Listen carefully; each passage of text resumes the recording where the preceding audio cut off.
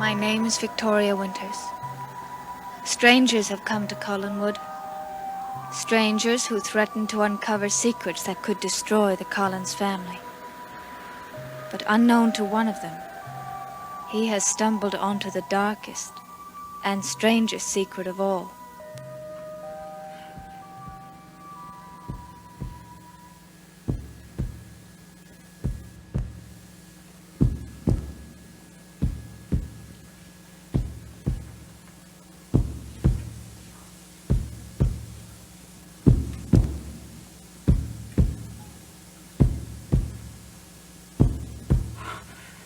Sound. Where's it coming from? Where?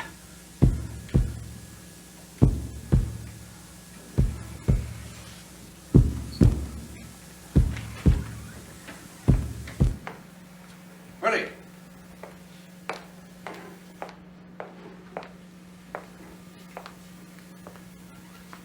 Willie? Huh? Oh, Jason. What is the matter with you? Did you hear it? Hear what? The sound.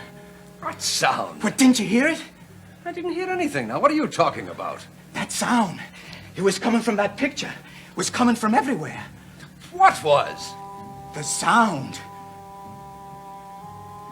The sound of a heart beating.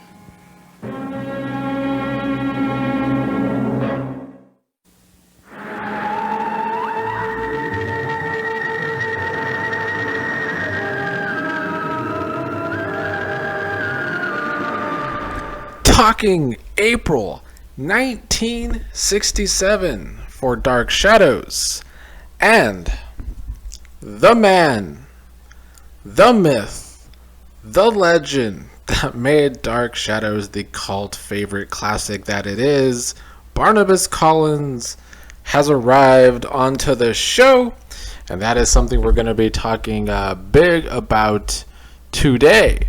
But April was a great month for the soap for many reasons. It even started well because they were able to kind of wrap up the Burke, Sam, Roger story as Burke and Sam confronted Roger about the hit and run that Roger did that Burke went to prison for.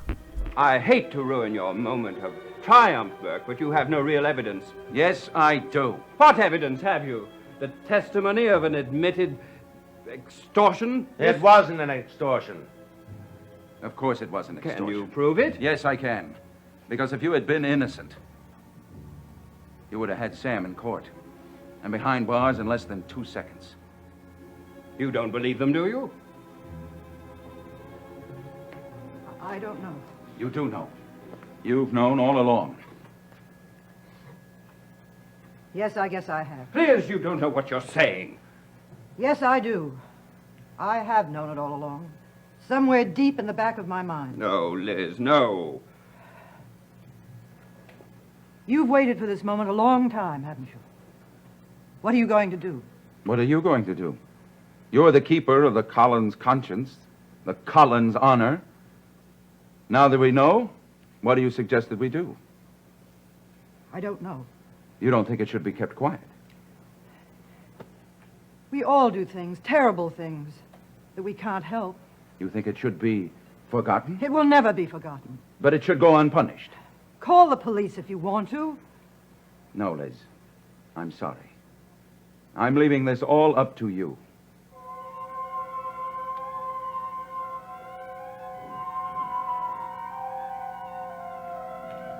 What are you going to do? I'm going to call the police. Liz!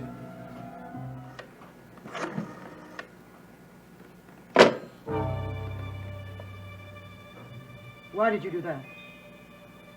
You were really going to call the police, weren't you? Oh, yes, of course. Then forget it. What do you mean? I just wanted to see if you really had the guts to do it. Burke doesn't get as much as a revenge as you would think that he would want, especially the way the story was built up. So maybe it's a bit of a letdown that Burke is just satisfied that he gets Roger to admit in front of Elizabeth that he was involved in the hit and run and framed Burke. Burke is also glad when he sees that Elizabeth was willing to call the police on Roger after hearing this, so that's enough to make Burke not want to go to the police. So I don't know if Burke got that well of a revenge on Roger after all of this, but at least he got the truth, I guess, and maybe that's all he needed. Paul was a good friend of mine. He may not have been a very good friend or husband to you, Liz, but he was a good and loyal friend to me. Pity you had to go and kill him. And weren't you fortunate that you had a good, loyal friend like me around to bury him for you? Stop it. Now, the Jason and Elizabeth story also ramped up as we start to learn more about the relationship between Jason and Elizabeth's missing husband after all of these years. And a big part of April is that we got a lot of backstory, but that's not a bad thing. I'm glad characters are getting backstory, because I feel like that does not happen very often on modern soap operas anymore, at least not in America. And I think that hinders the characters a lot, that we don't get a lot of the backstory. I guess that's because we've had characters on these shows for so long, and then they bring in these new characters and their backstories are so weak or just not really dived into. But Dark Shadows is able to dive into those backstories, and they also, are able to build up intrigue, and that's what they do here with Jason and Elizabeth. Jason alludes that Liz killed her husband. It seems like Jason helped bury him. And this is what Jason is able to hold over her head this entire month, as it seems as Jason is trying to scheme the Collins out of money. But when his pal, or I guess partner in crime, Willie Loomis comes to town, he creates a whole lot of trouble. He's a very big headache for Jason in his scheme against the Collins family. You hurt my feelings. Well, I'm sorry. And I just wanted to buy you a drink. I mean, that's the reason people come into a place like this. Well, I'm sorry, but I'm waiting for someone. Well, until that someone shows up, I want to let me buy you a drink. Willie comes on to Maggie at first at the Blue Whale as she's waiting for Joe. And when Joe arrives, Willie really won't leave them alone and keeps coming on to Maggie and confronting Joe. And Joe's ready to start a fight. Jason shows up at the Blue Whale and breaks that up. But this is the first come, first served generation. And I was here first. What do you think about that? Not too much. Joe, come on. So why don't you just take a little walk over to the bar, wait till we're finished. That is, if we finish. We're finished. Not me. Look, thank you for keeping me company, but my date is here now. So you're just ready to drop me, huh? Just like that. Well, I'm not ready to be dropped. Joe, come on, let's move to another table. Look, if you go to another table, I'll follow you. Well, what's the matter, Willie? Nothing I can't handle myself. Oh, but these people are friends of mine, Willie. So forget it, whatever it was. Hey, there he is. Hi, Jason. Hello, Willie. I've been thinking. I decided to accept your invitation. Well, if I begin to feel that you're trying to cut me out, I'll see to it that you don't get anything. What's he doing here? Well, just passing through. The same way you're passing through? Why, Elizabeth, I don't know what you mean. Don't play games. I want to know what's going on. Well, didn't I mention it to you just the other day? No, you didn't. Well, Willie just stopped by, and I took it upon myself to ask him to stay. I assumed it would be perfectly all right with you. How dare you assume what I might and might not do? Simple hospitality. Well, I don't want him here. I want him out of here. All right. Let's bring it out into the open, Liz. Let's go down into the basement. Enter that locked door, and then let me hear you tell me what I can do and what I can't do, as we look down at the floor, knowing what's buried under there. So that was one of the big stories before we got to the, I guess, arguably the biggest story in Dark Shadows history. Jason coming aboard also has Carolyn asking him a lot about her father and what he was like. But the big part of the story is Willie. Willie's a character who, is a big creep, I would say. He's almost like a modern day incel, except back in the 60s. Maybe incels have always been around. He strikes me as a guy who hates women, wants women, always comes on to women, but they don't want him because he's skeevy and a creep. That's the character of Willie, but he would eventually get a little bit of comeuppance. You're nothing special at all. Now listen, you just take it easy, buddy. And your old man here, he's worse than you are. Crazy old artist painting pictures no one will buy. Now listen here. Hey, your daughter have a model for you? She looks like she could be a model, nice built. Watch your mouth. Hey, now I'll say whatever I want to say. You got that? You say whatever you want to say, well, say it to me. Come on, Pop.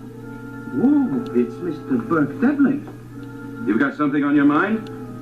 This is a great opportunity. Speak up. Come on, hey, wait.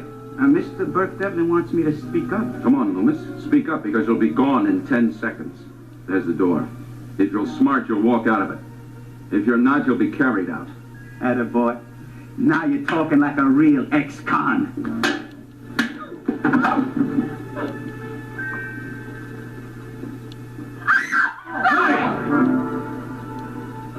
You're dead, jailbird.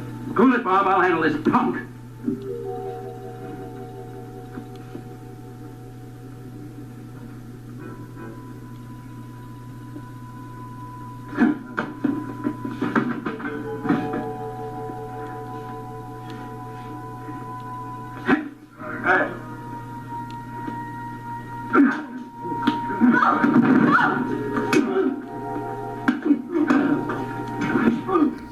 So Jason tries to keep Willie away from Collinswood, but he comes and he becomes the latest unwanted house guest because Jason is continuing to blackmail Liz because of whatever happened between Liz and her husband Paul and Paul's disappearance. And while he's in the house, Willie comes on to Victoria, and Vicky's pretty frightened because she doesn't understand that Elizabeth is powerless to get Jason and Willie out of the house.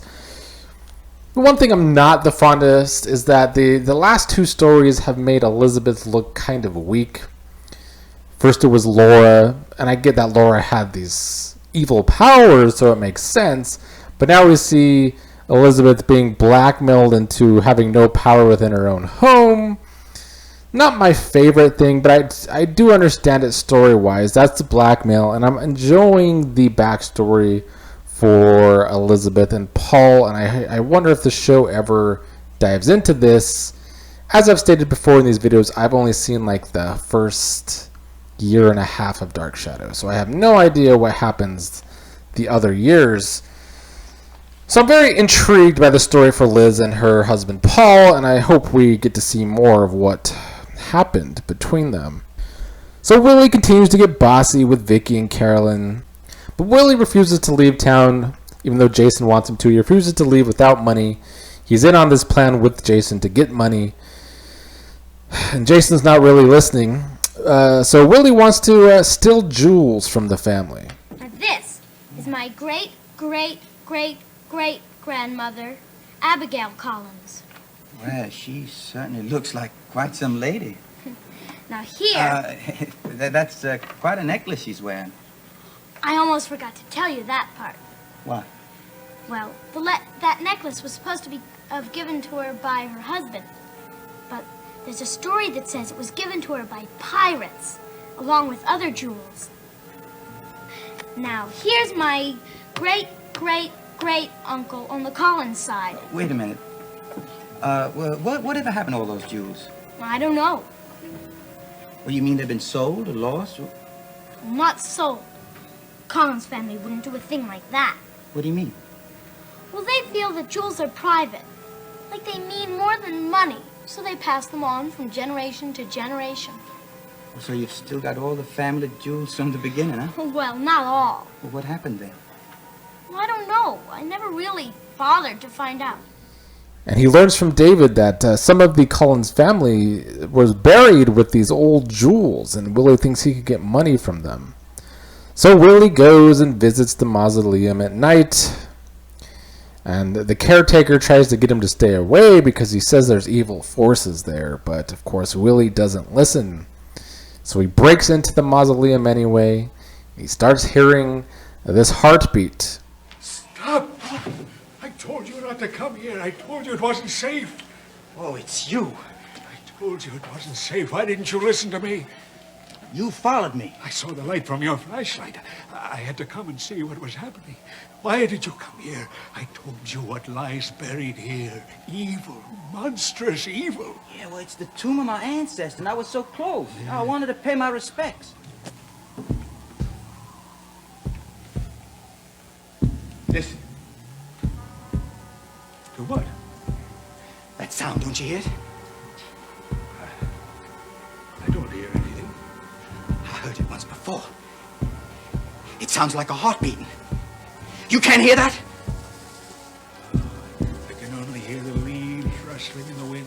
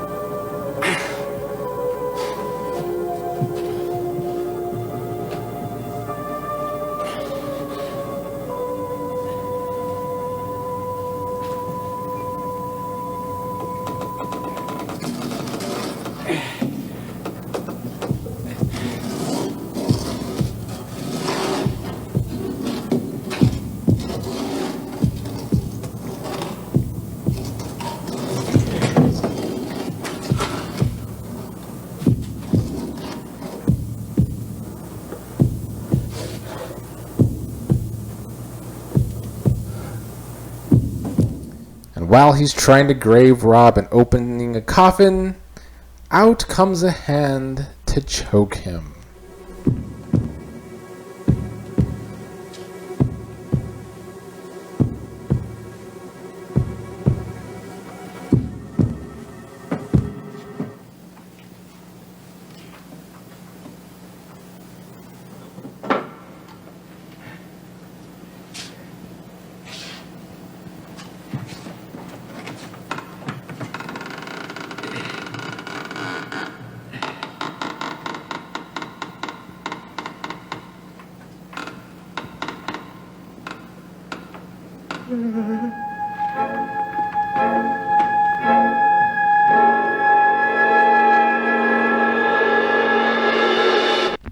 Really classic horror shit here with the hand coming out of the coffin to choke Willie. I enjoyed that a lot. And then Willie disappears, and Jason had got Elizabeth to agree to pay him $500 to give to Willie to leave. But he never was able to get that money to Willie. So when Willie disappears, Jason doesn't really understand why. Now, one of the big points to why Willie got this idea to steal money, well, steal the jewels from the Collins family, is this portrait of Barnabas Collins hanging in the foyer. He's very intrigued by this ring that Barnabas is wearing. Just can't imagine the money he can get for that. But then here comes a man, and this man looks identical to the portrait of Barnabas Collins. Yes? I'd like to see Mrs. Stoddard, if you'd be so kind. Oh, would you like to wait in the drawing room? Here would be fine, thank you. Oh, well, I'll let Mrs. Stoddard know you're here.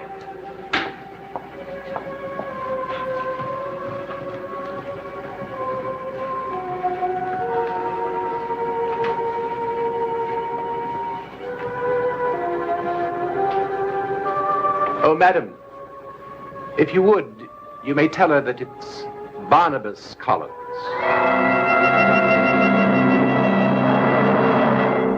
He says his name too. is Barnabas Collins, and Elizabeth doesn't understand this because she thought Barnabas in the portrait, of course, died nearly 200 years ago. But Barnabas, that shows up at the door, is saying he's the great-great-grandson of the Barnabas Collins in the portrait. The son of Naomi and Joshua Collins died a few years after he went to England. Well, that's true, but apparently the family history didn't tell of his marriage and the fact that he had a son who proved to be my great-great-grandfather. It's strange that no one ever heard of it. Well, if one considers communications in those days, well, a family separated by great distances sometimes lost track of some of its members. I want you to meet a cousin of mine. Yes, this is my cousin Barnabas from England. Barnabas, this is Vicky, Victoria Winters. She's my nephew's tutor. How do you do? I'm very pleased to meet you. We get a bit of a backstory here with Barnabas and the character. He's the son of Naomi. There's also the little girl, the child of the daughter of Naomi and Jason, named Sarah. Barnabas meets Victoria, and he seems to know a lot about Collinswood. It's almost like he's been there before, which is what Victoria starts to realize.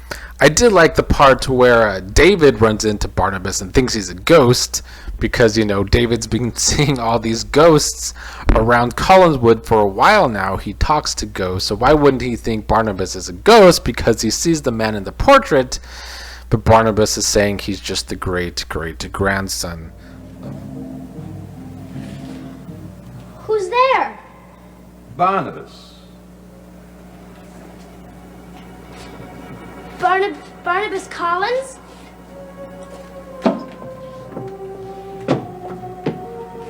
You recognize me? Well, yes. I've seen your portrait 1,000,000 times. My portrait? You mean my ancestor's portrait, don't you? You mean you're not the man from the portrait in the foyer? How could I be? You mean you're not a ghost? Do you really think I am? Of course. I'm not sure I believe you, David. Seems as though he's remembering something that he's lost a long time ago. Maybe that's when I thought he was a ghost. He seemed as though he was haunting the rooms instead of just walking through them.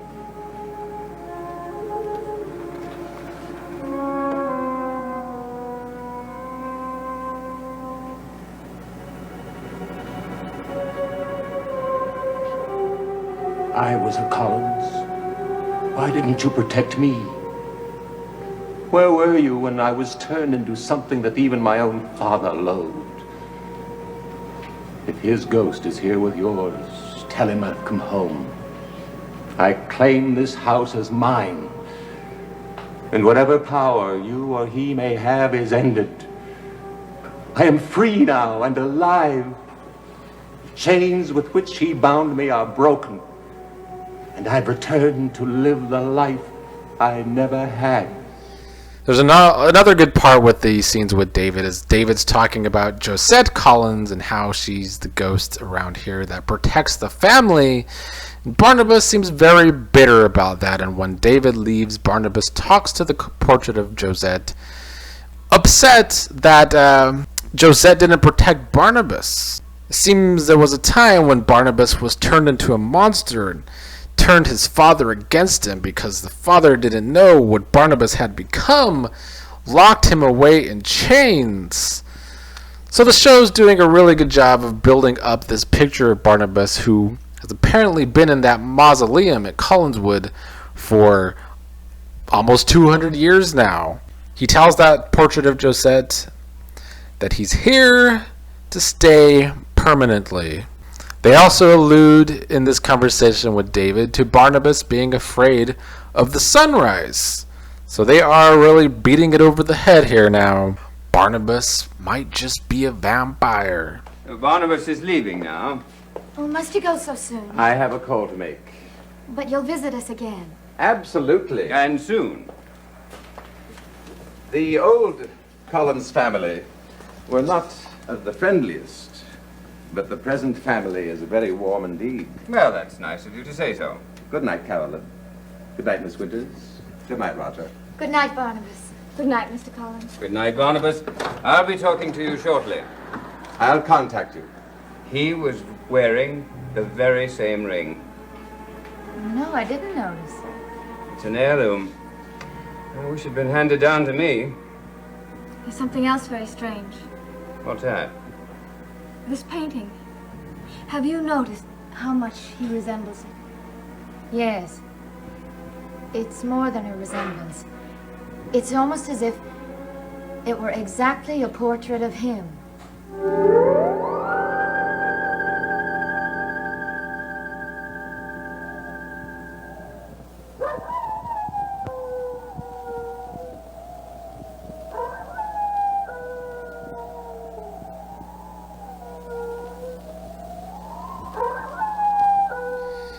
Barnabas meets Roger and Carolyn, and Roger notices that Barnabas has the exact same ring from the portrait. And then Willie Loomis shows back up at the Blue Whale. Burke is out with, I think, Carolyn or Victoria at the time to confront Willie again, but Willie's personality has taken a total change. Before he was violent and a creep with women, and now he seems weak and meek and disoriented. I don't want to fight. Will you tell me what you've been up to? Nothing. Nothing. I gotta get out of here. Yes, but first you're going to give me a couple of explanations. Beginning with that. It's only dirt. It isn't. And you know it isn't. It is, please. Look at it. Oh. Look at it! And then you try to tell me that's not blood. No, please. I don't want to look at it. Don't make me look at it.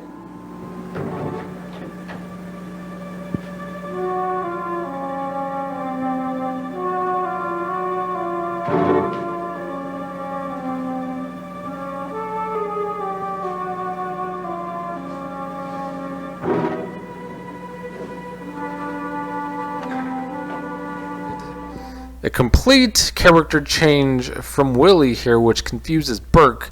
It also confuses Jason when Jason runs back into Willie. He wants to know where Willie has been, and he also finds some blood on Willie's shirt. There's also Joe talking to Carolyn and Maggie and Burke and others about how a calf was found drained of blood. And when the sheriff talks to Roger in later episodes, he's also talking about how cattle have been drained from blood recently. And so Jason brings Willie back to Collinswood to apologize to Elizabeth and Carolyn. And at first Elizabeth thinks it's a ploy to get Willie to stay there again, saying Willie's sick and disoriented. She thinks it's the latest scheme between Jason and Willie. But the doctor shows up eventually to say that why Willie is so sick is because his blood's been drained too. Willie, you're hurt.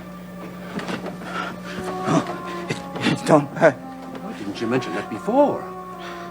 What is it, a knife? Don't touch it. You should have mentioned that right away now. You probably fainted from loss of blood. Blood? Come on, Willie. Is it bad? It's nothing, nothing. Oh, no, I'll be the judge of that. Just let me look at it. No! No one touches it. No one. No one sees it. You stay away. You stay away. And Willie keeps hearing this heartbeat at night, goes back to the mausoleum. Oh! It's too late. It's dark. It's too late, too late.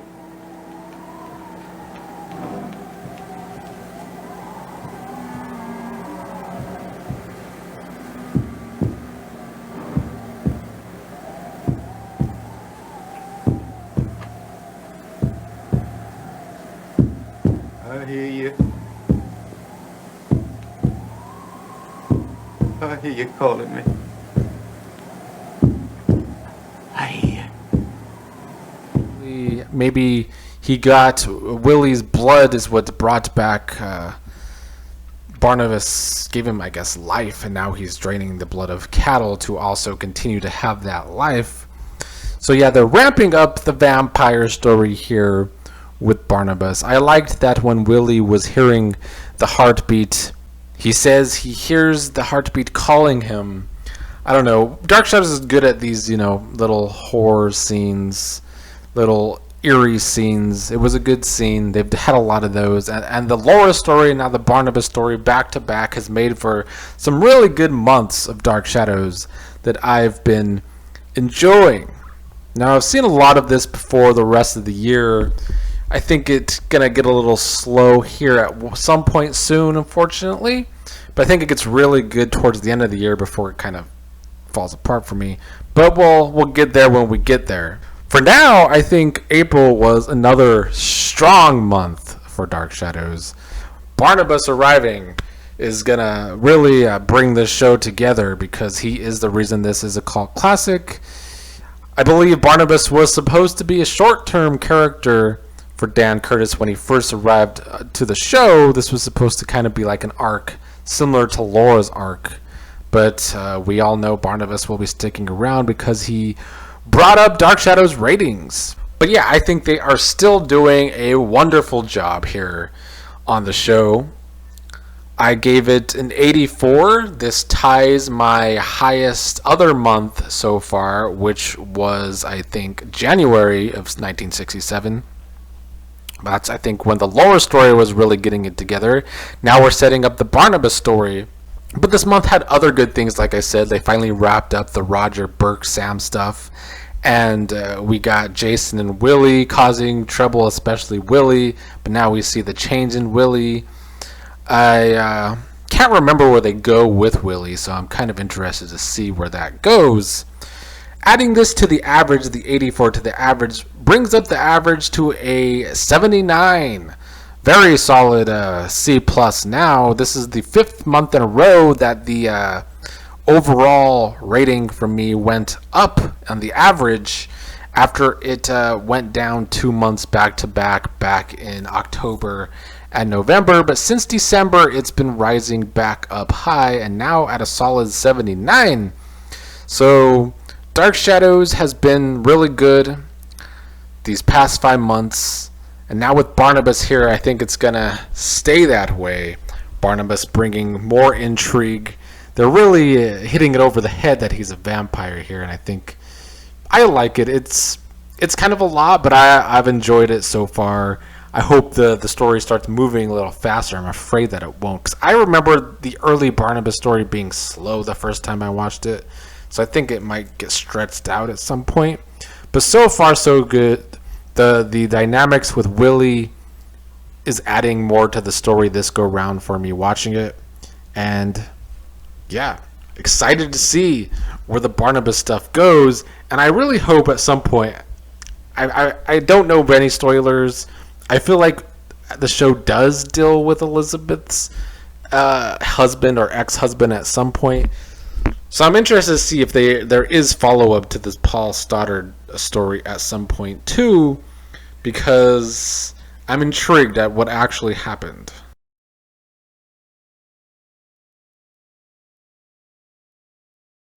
I must say, Barnabas is quite a person, isn't he? How do you mean? Well, you'd hardly ignore him. Of course not. Do you like him? I think so. What do you think of his proposal? It's rather absurd to think of anyone wanting to live in that house. Yes, it does seem like that on the surface. But then when you get to understand Barnabas, it seems quite plausible.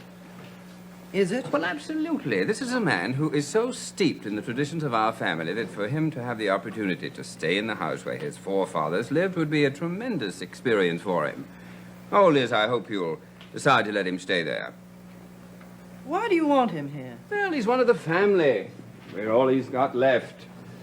I don't see why we can't accept it and let him move in. Oh, you can't think of turning him away. I'm not ready to make a decision. Well, then think about it. If strangers can stay in this house, I don't see why a blood relative can't stay in the old house. I don't know. Well, I'll call him in the morning and make him feel welcome. You know, I don't have his number. I know I asked him for it. And I still don't know where he's staying.